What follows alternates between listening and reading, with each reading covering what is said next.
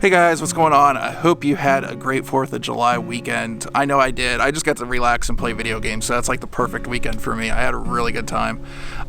So, a couple announcements starting out. First of all, I secured tickets to PAX West. I'm going to be going all 4 days. I got a hotel room going. Last year and a half, I'm be getting all my gear and stuff set up so I can do like much quicker edits at the event and stuff and get stuff uploaded. So I'm hoping to have like a 2-day lag time at a minimum for event stuff. So it'll be like a swath of different videos. It'll be like stuff of me just like walking around the floor, giving you guys an idea of like how the event's kind of laid out and how things are. It's sort of like you're at the event. I've always wanted to do something like that. But then there'll also be like more canned, like there'll be like a video on just like the indie section, indie games coming up. There'll be a video of me checking out like other AAA stuff. Something just landed on my head. Felt like something landed on my head. So there'll be all that stuff coming out of the event, and it'll take like 1 to 2 days, the lag time between when I shoot it and it'll hit it. Number 2, I've kind of caved. I've had some of my friends throughout the years be like, they always come to me for like camera gear advice. They come to me for like how to set up shots, what kind of lights that we should be using and that kind of stuff. So I finally said, okay, screw it, because they've been bugging me for years to be like, you should just like put like your kind of like encyclopedia of like how you make like different shots and things like that up on YouTube and advice. And I've always kind of like held back because I'm like, no, I'm a smaller channel and there's whole entire YouTube channels dedicated to that. But my philosophy is there's a point where you just get good enough for YouTube and then you just stop. You don't spend any more money because it's at that point you're at diminishing returns. Oh, we have squirrels. I have to show you guys the squirrels in a minute. So anyways, I'm going to be doing a small series of just like quick 10-minute videos kind of talking about my YouTube philosophies, what you should be doing, what you shouldn't be doing, what you should be looking at, and just general overall advice. And it's something I should have been doing a while ago to help others out. And so hopefully once it's up, I can kind of go back and refer to it instead of people kind of being like, what should I do for this and this? And I'll just be like, here's that video. Go look at it. So hopefully that helps.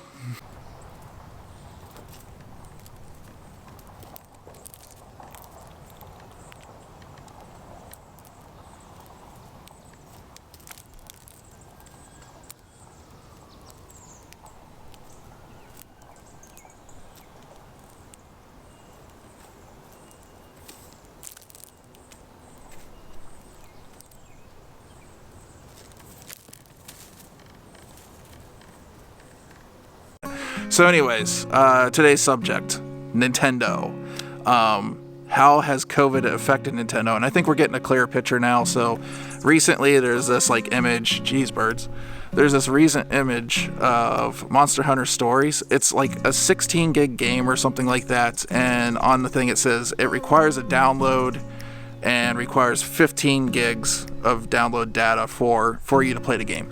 What that typically means is that it's probably only like a 2 gig cart in the box and they're downloading the rest of the thing. Why do they do that? Capcom's done this before, and with some of the dumbest collections, for instance, like Mega Man Anniversary Collection, they didn't have all the games on the disc. You had to download it, and we're talking about like old 8-bit, 16-bit games. Of course, there's like guides and like art and stuff like that on those carts, but they couldn't even like, opt for like a 4 gig cart or something. They're just trying to save a buck, but I honestly think it's gotten to the point now when you look at the games that Nintendo's releasing, like Mario Golf. They also have like WarioWare coming out this year, Metroid Prime. All these games are not going to take up a lot of memory, and they're like lower memory cost games, meaning that they don't need as big carts. So Switch carts typically come in like 1 gigabyte, 2 gigabyte, 4 gigabyte, 8, 16, 32. There's apparently a 64 gig card coming sooner or later. But what that means, for you guys that just download your games, this doesn't matter. For us collectors, it sucks because it means that essentially we're buying the game for the physical part, and we're not getting the whole game on the cart. Like, could you imagine that, like, growing up, like, with your, like, N64, Super Nintendo, you go to the store and you buy the game and not the entire game is on the cartridge? And also, there's the whole thing of the Switch Pro. Where's the Switch Pro? We keep on hearing from like all these big outlets that we're supposed to be seeing something about the Switch Pro. I hate to say I told you so, but we're in a pandemic. We also have a problem with like transistor fabs just they're overrun. They're supposed to run at 80% capacity, you know, and then like anything else like 90, 100% is supposed to be for like product lines to like basically help get up and running to make like extra stuff for like a launch or something like that. They've been running at 100 the whole time. Taiwan's had a drought. You need a lot of water to make like transistors apparently, and that's another problem because a lot of fabs are in Taiwan, and so just getting chips right now is impossible. I think probably if Nintendo is smart, what they did is they fabricated a lot of the current chips for the current Switch line. So the Switch Lite, the current full hybrid Switch. And I think they're just producing those for now. They probably have them stockpiled and stuff, and they probably played it pretty smart, which meaning if there's a Switch Pro and it was going to do 4K, there's only two ways that this thing was going to come out. It was going to be running off the existing chip, which means essentially it's a new dock that can do 4K output instead of 1080. And I can tell you, depending on the system or the TV that you're playing it on, so I have an LG B1 OLED. And that thing has one hell of a scaler in it. It does a great job. So when I play 1080 content off my Switch and then play it on that TV, it looks relatively clean. But if I put it on like one of my other TVs, like my older 4K, it looks a little bit muddy, a little bit messy. So it really depends on the set that you're putting it on. So maybe this was just to kind of solve that problem. But it turns out no, it's looking more like it's an actual full-on either like small upgrade or a new generation of Switch, which means a whole new SoC, a whole new chip that's got to be put into the system. And so with what's going on in the world right now, I just don't see Nintendo being able to produce new chips for an upgraded Switch or a new Switch entirely at this moment. And Switch sales have been doing actually really, really well during the pandemic. So why would you kind of cripple that by announcing something new and just use what you had before, get it like easily, it's going to be much more easily produced because they've been producing these Tegra X1 chips that are in the current Switch for such a long time than doing something new. So it never made sense to me that something new would be coming out. And I said that we were probably looking at something like 2022, beginning of 2022 for whatever Nintendo's going to eventually announce.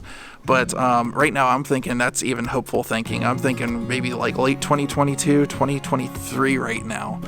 And I'm really curious to hear from you guys on what's going on in your area. Do you still have Switches on the shelf? I'm seeing a lot of lights lately. Every once in a while I see a couple Switches here and there.